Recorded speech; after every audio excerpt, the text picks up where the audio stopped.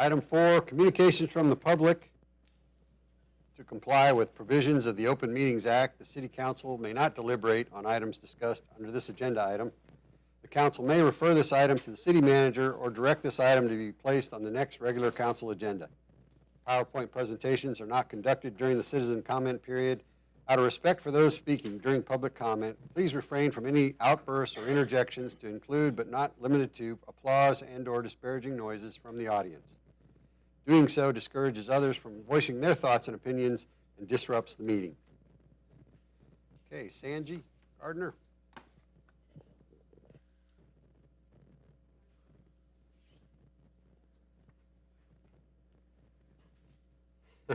You're the one that filled out the card, Sanji. Come on up. Tell us about art in the park. And I'm the red card person, so I'll give you yellow, you got 1 minute left, and red, your 3 minutes are up. Well, on the agenda tonight is park fees for Stevenson Park and various other parks in Friendswood for, I guess, rental fees and other fees that are coming along with that. I was just calling that I oppose to those fees. I mean, coming from a nonprofit organization, it's very steep. We bring a festival to the city of Friendswood. We're a 100% volunteer organization, nonprofit organization, bringing awareness and support for the arts in our community. And with these fees, that it would be very detrimental and possibly unattainable, especially at this late in the date. Our event is in less than 2 weeks. So these fees, we're looking at $3,000 versus $400 with a returnable deposit. So it's very hard for us to be able to come up with that kind of sponsorship just to pay for the city's fees. So I'm just letting you know that it's going to be difficult. We bring a really nice festival. It's a 2-day event.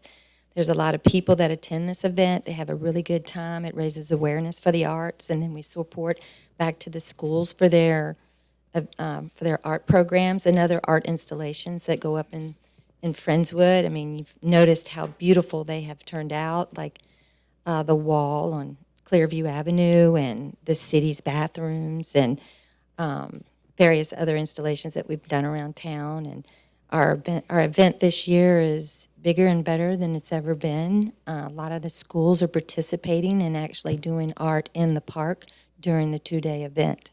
So we'd love for all of y'all to come out and enjoy it, and the community to enjoy it, and support the arts. So that's all I have to say is. Thanks, Sanji. Appreciate it. Sarah Peters.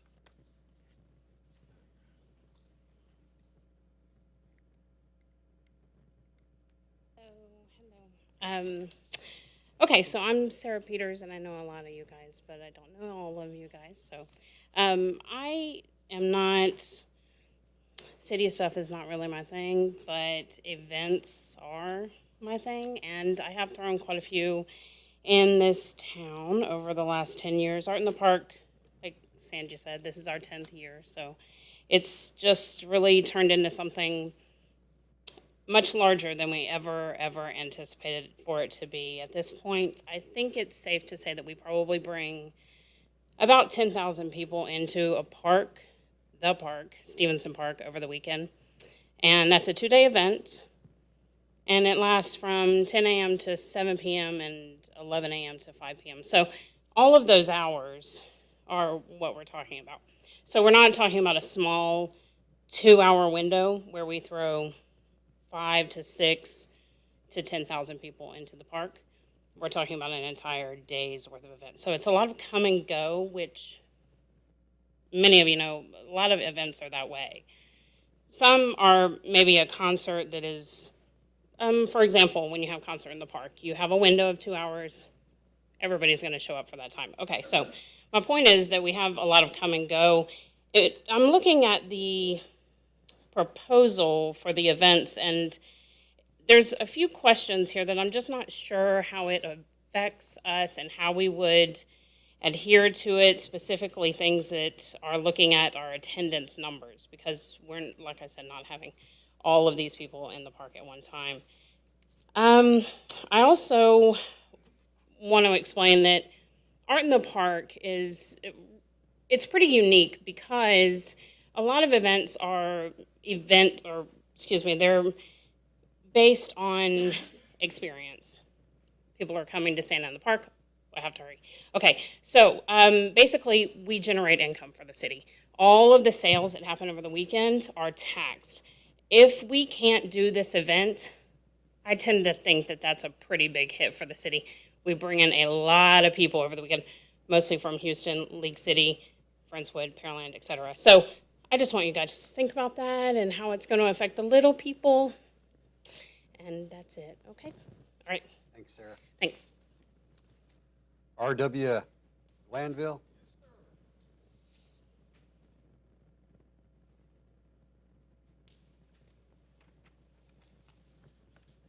Sir, this is the second time in 15 years that I've come before the city to report what I believe is an impending disaster facing our city.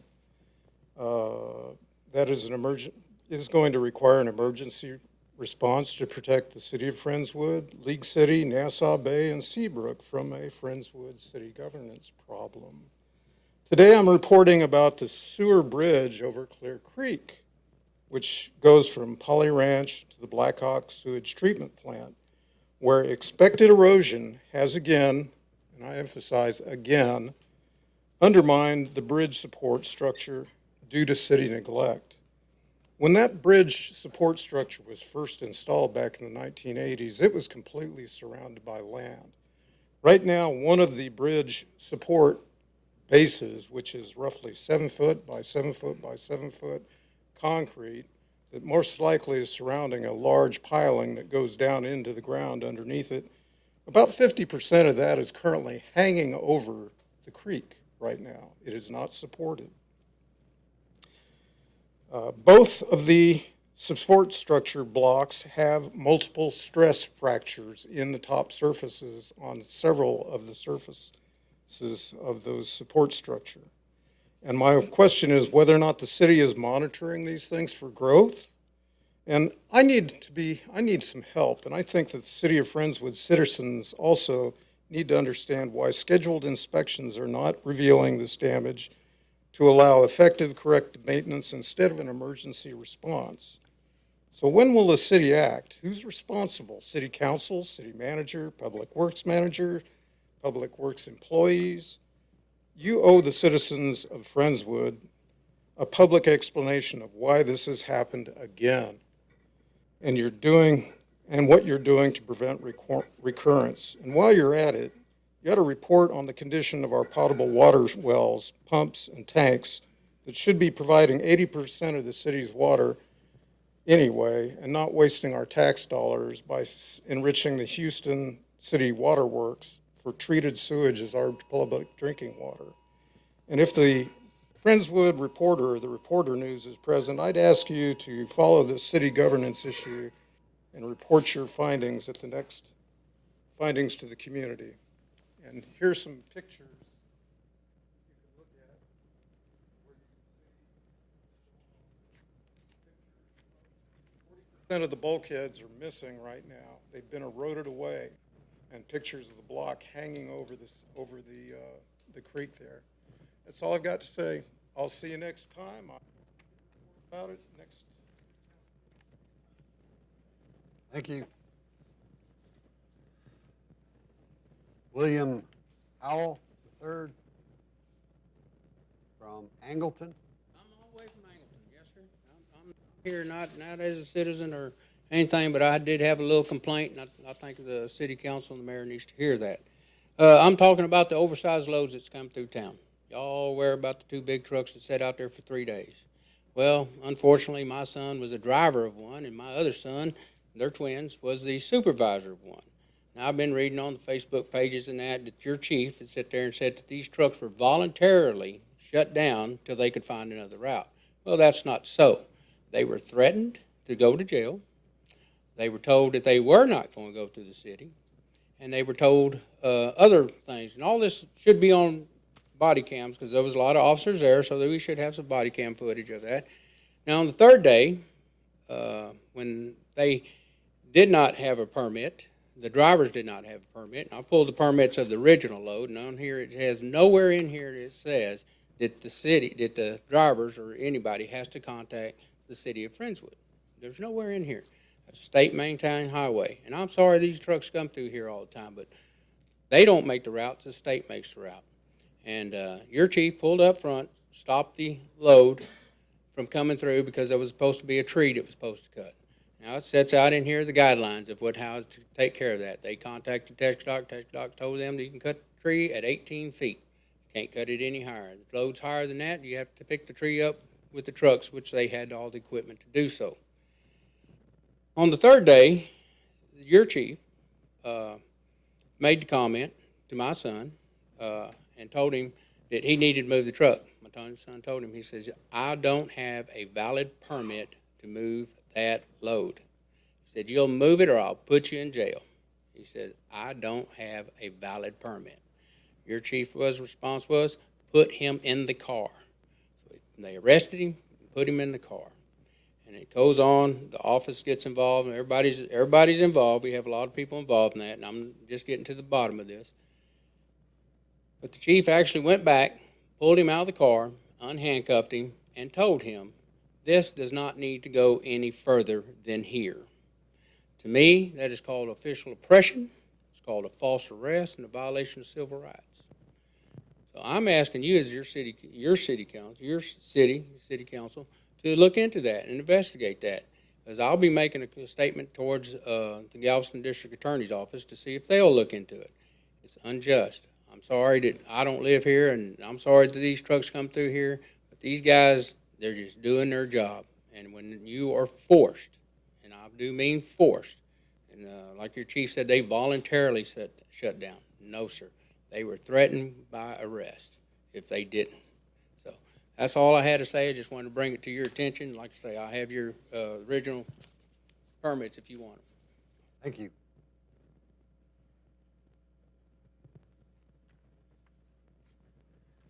Communication from the public. Item 7. To comply with provisions of the Open Meetings Act, the City Council may not deliberate on items discussed under this agenda item. Council may refer this item to the city manager or direct this item to be placed on the next regular City Council agenda. PowerPoint presentations are not conducted during the citizen comment period. Out of respect for those speaking during public comment, please refrain from any outbursts or interjections to include, but not limited to, applause and/or disparaging noises from the audience. Doing so discourages others from voicing their thoughts and opinions and disrupts the meeting. OneCard, James McGarvey. And I'm the referee, so when you get a yellow card, you got 1 minute left, and a red card, you're done. That should be relatively simple and straightforward. So I basically wanted to ask of City Council that you consider in the immediate aftermath of tomorrow's vote, which I believe will get some votes, that we provide some sort of binding assurance about the exact nature and type of flood mitigation that will be accomplished with the funds, hopefully, approved by the bond. This should help put to rest the minds of many of my fellow citizens, myself included, who find that the lack of specificity of the bond language provides a sense of unease. Now, it's the eve of the election. I don't know that anything can be done now, but I would ask that in the aftermath that the City Council consider putting forward some sort of binding resolution identifying what specifically the funds will be used for in a broad sense, but defining the types and character of that mitigation. That's it. Thanks, sir.